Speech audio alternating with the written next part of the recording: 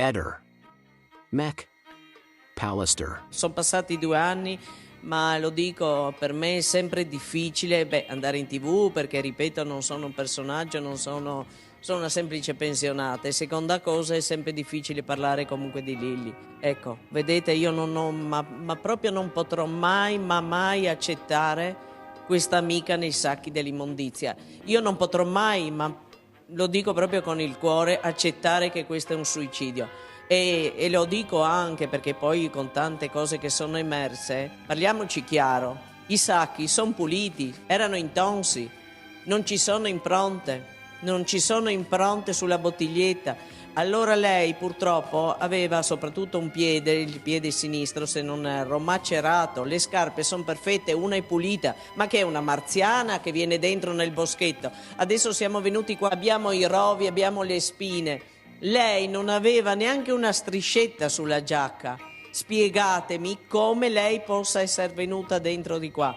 Poi il suicidio, io ci ho pensato milioni e milioni di volte. Allora mi chiedo, no?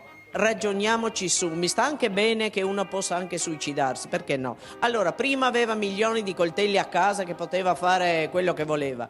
Seconda cosa, la vediamo nelle telecamere che esce come una persona tranquilla che se ne va a fare gli affari suoi la mattina. Ma la borsa che vediamo è bella pienotta. Ritroviamo una borsa che, secondo me, quella borsa non è stata mai considerata veramente, nel senso che viene ritrovato un paio di chiavi con un cordino in una tasca, una bottiglietta scaduta di 1 anno prima, e vi posso garantire che quella bottiglietta viene da casa, ma avrà presa Lily, non lo so da come, perché si ritrova quella bottiglietta, anche perché quella bottiglietta viene dalla Slovenia, perché noi quando facevamo le gite, Lily, che poi non beveva mai, ecco, quando facevamo le gite, dopo si andava a fare la benzina, perché in Slovenia costa molto meno, quindi lei andava a pagare e poi si prendeva una bottiglietta, quella è una marca Radenska, che poi io sono andata anche a comprarla, perché qui in Italia non esiste, dove ogni anno porta una scadenza, il 01. Infatti, quando hanno mostrato in televisione, era praticamente dell'anno scaduta l'anno prima. Vi dovete spiegare questa donna che si porta, per non suicidarsi il 14, ma 21 giorni dopo, l'unica cosa. Allora, lascia il portafoglio a casa, che non capisco perché una che si deve suicidare deve lasciare il portafoglio a casa. Benissimo, mi sta bene il cellulare, che così nessuno la ritrova, ma va benissimo. Si porta le chiavi di riserva, tanto doveva scappare via da casa, era fuori di sé, come qualcuno ha detto, che era agitata, che qua, che là, e a un dato momento va a cercare le chiavi di riserva, cosa che personalmente io credo che siano chiavi le sue senza il portachiavi a forma di L, e lo dico proprio forte e chiaro. Questa è una mia considerazione. Lo spago hanno detto che assomiglia molto al cordino, ma benissimo, mi devo suicidare, mi porto tutto il rotolo di spago e anche le forbici, oppure lei sapeva già la misura del collo. E soprattutto, cosa mi porto? 2 sacchetti e 2 sacchi neri, perché so già che non li romperò e non farò niente. Ma dai, ma chi ci crede? Ma chi ci crede che questa donna ha vagato 14-21 giorni? Quanto ha vagato? Con sti sacchetti intonsi, non ci sono impronte sulla bottiglia, allora, sulle chiavi non lo so, ma a parte mettersi in un sacco e nell'altro sacco, che se vogliamo mi sta anche bene, ma neanche con i moncherini sta qua, perché capite che non ci sono le impronte? Lo riuscite a capire che non ci sono le impronte sui sacchi? Ma come ha fatto se non c'aveva i guanti? Ma come lei ha fatto? O viene giù con un drone, perché non ha, le ripeto, non ha una strisciata su un giubbotto, e che già adesso che tutti camminiamo ci sono i rovi. Voi mi dovete spiegare come sta donna ha camminato e non si è strusciata, ha una scarpa pulita, ma che?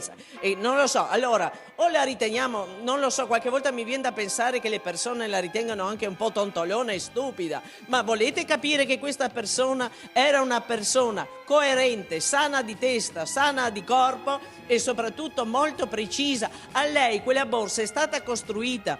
Volete capire che mancano delle cose determinanti per chi la conosceva. Non è una persona che avrebbe potuto andare in giro con una borsetta, con gli occhiali senza l'astuccio, perché Lily era così. Liliana aveva sempre con sé un vezzo di famiglia, perché ha avuto conferma da Silvia che lei teneva, e le ho viste io nella borsetta poi a casa, delle caramelle in un cosetto là di stoffa, perché era tipo una roba che faceva anche sempre la zia. Lei non sarebbe uscita. Ci sono cose che ognuno di noi le considerano importanti, ok? E allora consideriamo importante che lei si prende le chiavi di riserva in un momento fuori di testa, perché a sto punto poi non si va a uccidere. Ma andava ancora bene che succedesse il 14, ma poteva anche starci. Tutti forse avremmo creduto che si sarebbe suicidato, ma dopo 21 giorni senza soldi, ripeto, con le chiavi di riserva, senza portafoglio, senza Green Pass, una persona come Liliana è impossibile. Ma non le dico, forse la procura, quello che secondo me ha sbagliato, e non avere più considerazione e ascolto verso di noi che la conoscevamo bene, perché avrebbero potuto carpire tante cose dal nostro parlare. Noi non possiamo parlare di cose scientifiche e oggettive, però possiamo conoscere Liliana molto bene. Avremmo potuto dire tante cose su Liliana. Sono passati 2 anni, ma credetemi, è come l'avessi vissuta ieri mattina. Allora tengo a precisare una cosa inesatta. Per la verità, Salvo riceve la telefonata da Claudio Sterpin, che lui conosceva da tanti anni, ma non si frequentavano, ma avevano ancora l'uno dell'altro il numero di telefono. Sì. Io proprio non lo conoscevo, Claudio Sterpin. Comunque è lui che riceve la telefonata e gli dice: senti, ci dobbiamo trovare perché ho una cosa gravissima da dirti, importante. Salvo, appunto, chiude la telefonata, mi dice: sai, mi ha telefonato sto Sterpin, dice che deve parlarmi di una cosa importante e urgente. Dice: bon, vado, perché si dovevano trovare giù in centro. E dico: va, se deve parlare. Faceva anche strano che dopo tanto tempo uno si faccia vivo, e quindi ancora motivo di più che se uno si fa vivo e ti dice una cosa importante e grave, tu ci vai. E Claudio gli dice appunto che lui sta frequentando Liliana da tanto tempo e che soprattutto però nell'ultimo anno, diciamo dopo la morte della moglie di Claudio, diciamo che loro si sono rincontrati e che hanno ricominciato a vedersi più spesso, finché poi, da quello che ho capito, negli ultimi mesi avevano intensificato e il loro rapporto è cambiato. Io quello che ci tengo anche a precisare, come fanno tanti, non è un rapporto sessuale dei ventenni che devono saltare, scusate che vi dico, per i letti. Ecco, questo è un rapporto di persone che si conoscono da 40 anni, che hanno avuto simpatia fra loro. Claudio, anche poi conoscendolo, dico la verità, all'inizio io ho detto: ma chi è sto qua e cosa vuole? Perché chi lo conosce, ma chi si fida, è la verità. Ecco, mi ha anche detto che appunto lui si sentiva molto grande, no, di età verso una Liliana. Accade che allora, in poche parole, loro si trovano in città, lui Salvo torna a casa, mi dice: guarda, è successo così, che io difatti anche sono caduta dalle nuvole che lei possa avere una relazione con questo signore. Dico: senti, sai cosa facciamo? Mando su Liliana per capire dov'è sta donna, che l'unica cosa capisco che si deve mettere in contatto in qualche modo con me, ma lei, non lui, e dico: senti, ho un regalo per te.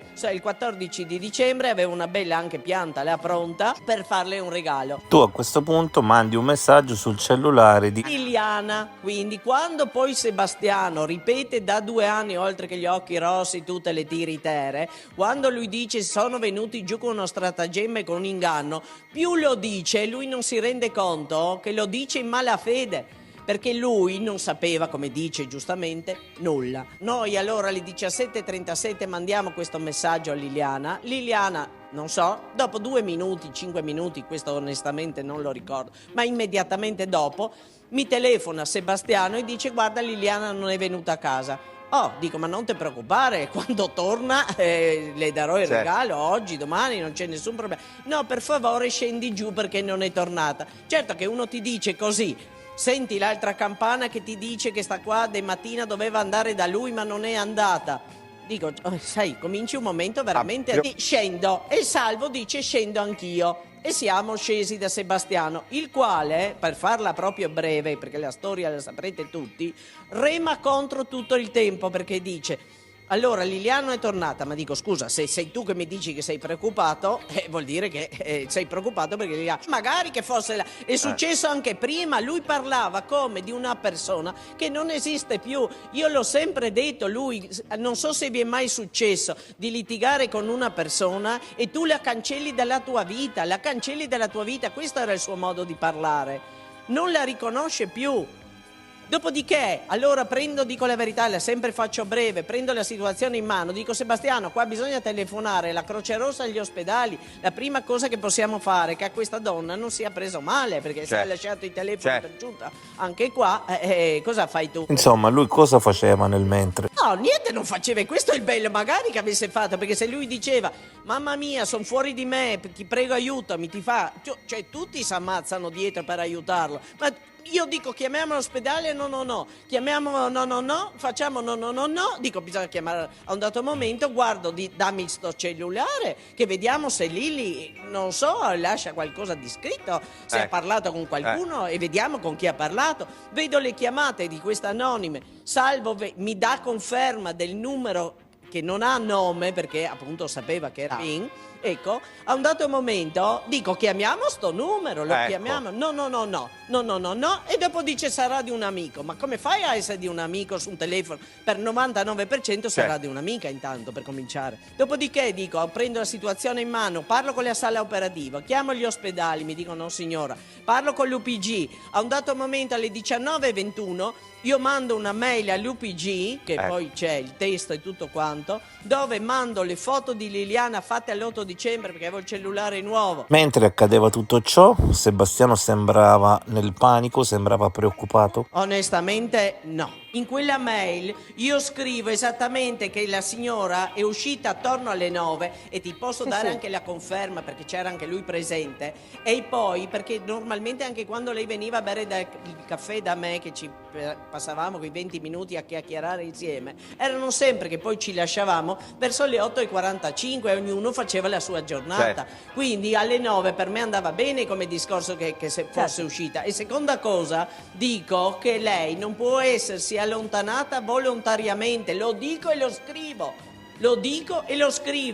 e anche il marito è preoccupato perché lei, scrivo che lei è una persona sana, perché la mia, che io considero praticamente una denuncia, non è stata messa agli atti. Siamo a questo punto perché le cose, secondo me, la destra non sapeva cosa fare la sinistra. Secondo me ci siamo basati molto sulle prove scientifiche e non ci siamo basati anche sulle indagini, perché le due cose sono complementari, ma questo lo dico io dal mio punto semplice di vista, perché le cose devono camminare insieme. Ci deve spiegare perché non ci sono le impronte. Quel giorno ciò che teoricamente può accadere ci devono far credere che accada. La bottiglietta nella borsa, può succedere che si cancellino le impronte e succede, i sacchi neri può succedere che con l'acqua perdono le impronte e succede. Liliana che sbatte la testa contro gli alberi è pura fantasia. A questo punto io sospetto che sia atterrato un UFO e secondo me non sono meno credibile di chi ha affermato altre cose. Liliana è stata suicidata, non si è suicidata,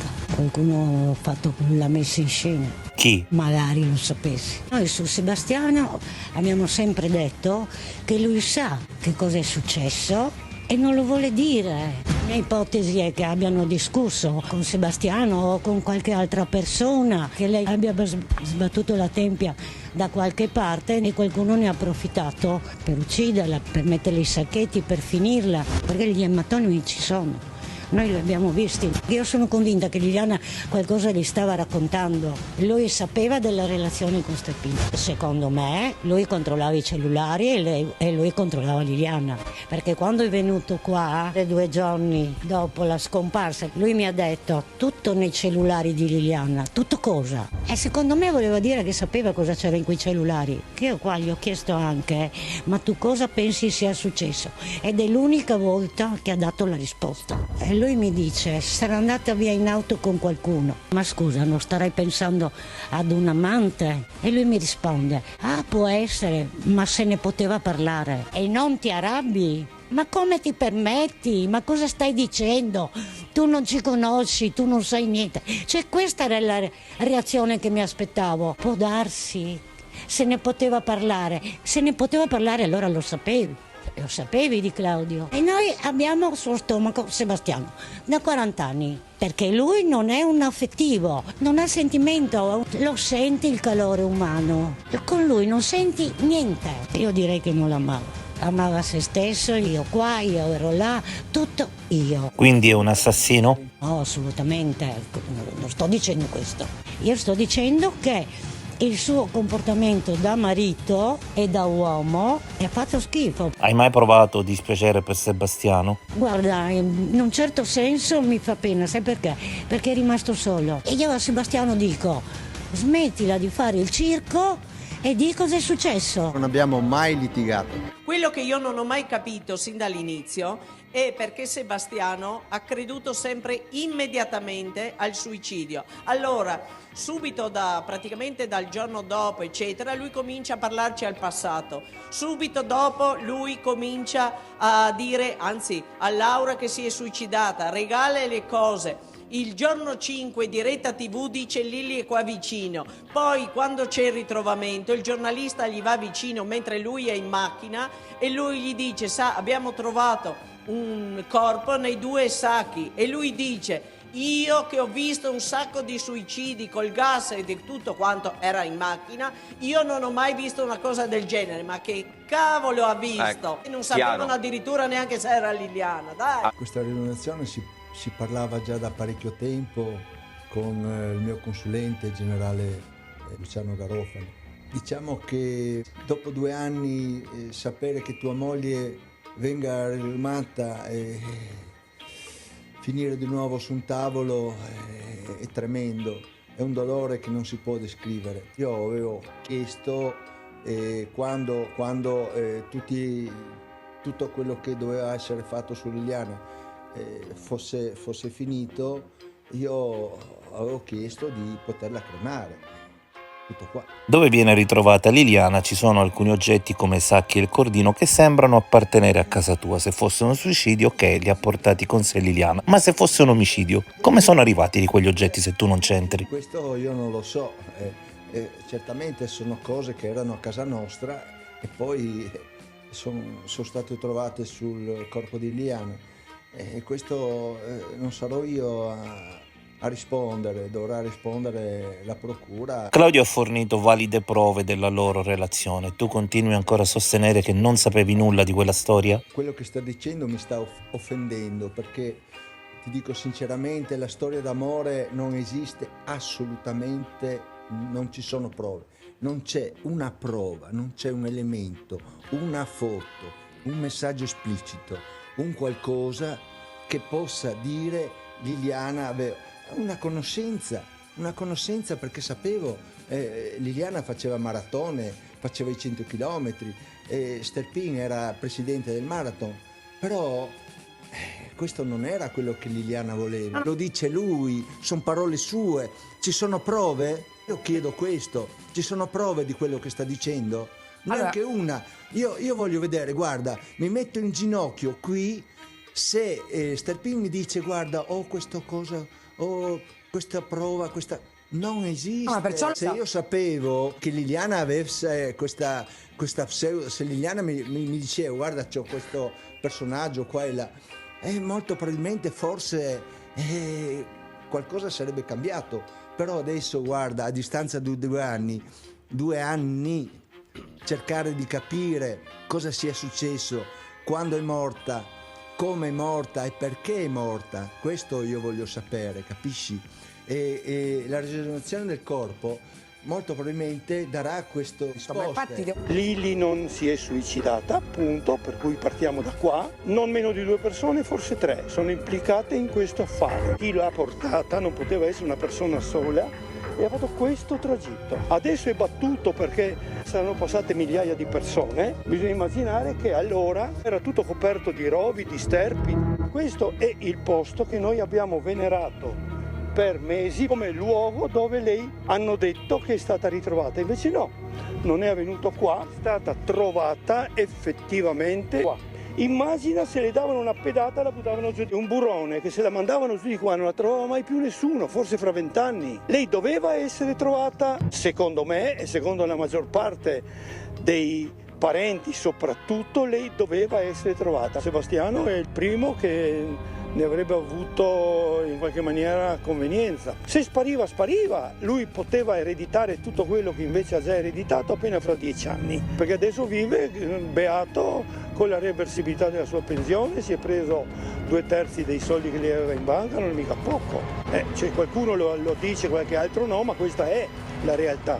Guarda, sono 2 anni che stanno dicendo queste cose qua e se la procura, capisci, loro in 2 anni hanno fatto di tutto per accusarmi di qualcosa.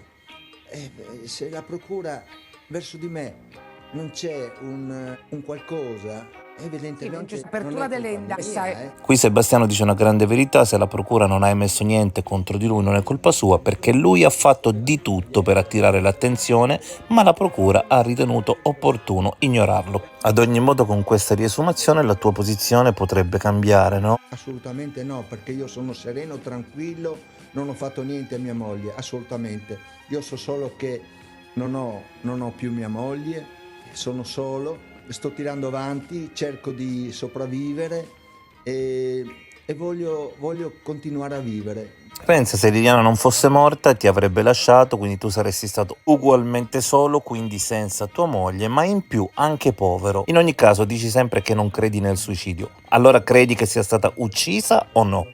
Su queste cose non so cosa dirvi, perché comunque non spetta a me dare queste risposte. Sì, ma... Allora, guarda, io non credo assolutamente perché Liliana si sia suicidato, perché conoscevo Liliana, amava la vita, amava le nostre cose, i nostri viaggi e tutte quelle cose che abbiamo fatto. Molto probabilmente questi familiari che io chiamo la banda degli onesti, ripeto, praticamente erano invidiosi di quello che facevamo con le piccole cose, perché non eravamo spendaccioni qua e là, noi eravamo i più poveri di tutta la banda degli onesti, i più poveri. Se voi eravate i più poveri, di cosa gli altri dovevano essere invidiosi? In ogni caso, ripeto, stai attento Sebastiano, perché se non fosse suicidio tu saresti il primo indiziato per via di tutti quegli elementi che, come tu stesso ammetti, connettono in modo netto casa tua con la scena del crimine. Ehi, non dimenticare di iscriverti a questo canale.